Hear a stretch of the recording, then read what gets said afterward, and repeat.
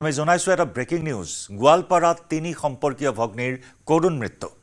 পুখুৰীত পৰি তিনি শিশুৰ হলিল সমাধি পথাৰত খান্দি থোৱা পুখুৰীত পৰি তিনি কণমানিৰ মৃত্যু সবিতা বেগম সাৰ্জিনা বেগম আৰু আজমিনা বেগমৰ অকাল মৃত্যু মৃত সবিতা আৰু আজমিনাৰ বয়স 12 বছৰ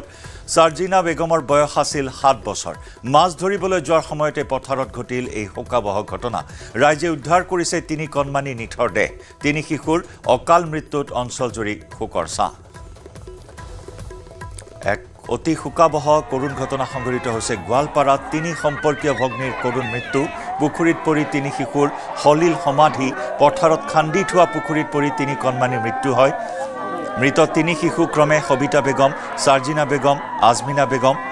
মৃত সবিতা আৰু আজমিনাৰ বয়স 12 বছৰ সাৰ্জিনা বেগমৰ বয়স আছিল 7 বছৰ মাছ ধৰিবলৈ যোৱাৰ সময়ত ঘটিল এই অঘটন ৰাইজে উদ্ধাৰ কৰিছে তিনি কণমানি নিথৰ দেহ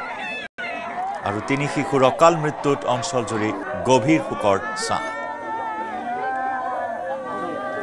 দুদিনৰ পৰা আমাৰ সংবাদদাতা অৰূপ নাথৰ সৈতে সংযুক্ত হৈছো অৰূপ এই শোকাবহ ঘটনা সন্দৰ্ভত শেহতীয়া আৰু কি তথ্য লাভ কৰা হৈছে নিশ্চয় জয়ন্ত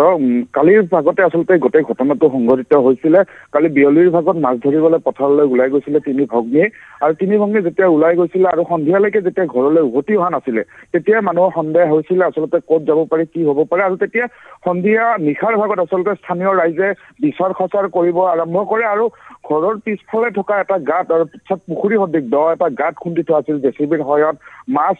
কিছু সংৰক্ষণ কৰিবৰ কাৰণে কোনো লোকে আচলতে তাতে পুখুৰী এটা খান্দি থৈছিলে আৰু পানীৰে পৰিপূৰ্ণ যিহেতু গোটেই পথাৰখন পানীৰে পৰিপূৰ্ণ হৈ আছিল ক'ত গাঁত আছে ক'ত পুখুৰী আছে সেই আচলতে ধৰিব নোৱাৰি গতিকে মাছ মাৰিবলৈ গৈ পেলাই তাত সেই পুখুৰীটোত সোমাই পৰে তিনি ভগ্নী আৰু তাৰ পিছতে আচলতে কৰুণ মৃত্যু কাকলি ল'ব লগা হয় আৰু নিশাৰ ভাগতে স্থানীয় ৰাইজে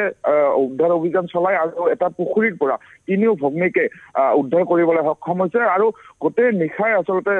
নিশাৰ ভাগত যিহেতু এই গোটেই ঘটনাটো সংঘটিত হ'ল তাৰপিছতে চাঞ্চল্যৰ সৃষ্টি হৈছে সমগ্ৰ অঞ্চলটোতে নিশাৰ ভাগত আৰক্ষী গৈ তাত উপস্থিত হৈছিলে কান্দনৰ ৰোল উঠা দেখিবলৈ পোৱা গৈছে কাৰণ একেখন ঘৰৰে দুগৰাকী ভগ্নী আছিলে আন এগৰাকী সম্পৰ্কীয়